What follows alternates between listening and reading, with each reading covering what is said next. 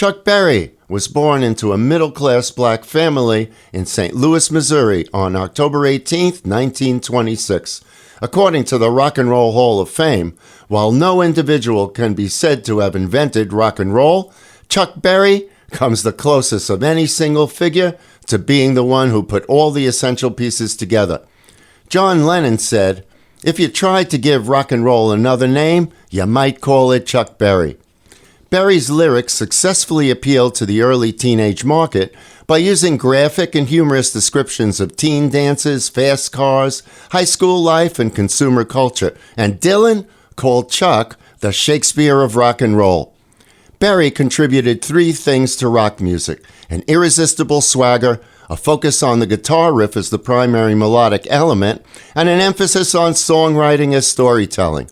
In one of his last interviews, Chuck explains to Robbie Robertson who some of his early influences were and how they helped him develop his unique style. Without a voice, I could not come near Nat Cole, but it didn't keep me from mimicking or liking his music. Mm-hmm. Then there was, the piano is by nature one of my loves, and I listened to Albert Hammond's Pete Johnson, and that put me on guitar after the All Men's Review, and this guy backed me.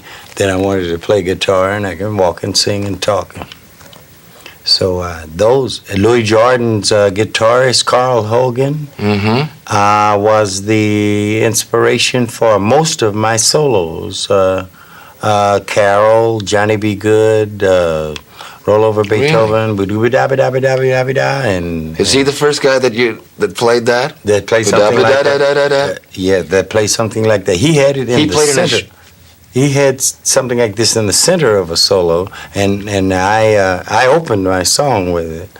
And Roll Over Beethoven, after it hit, later on Johnny B. Goode hit, later on Carol hit with the same solo. Mm-hmm. Had a little difference in the figure, but then same principle. Start at the top tonic with 0 and 5, or 8 and 5, and then get away.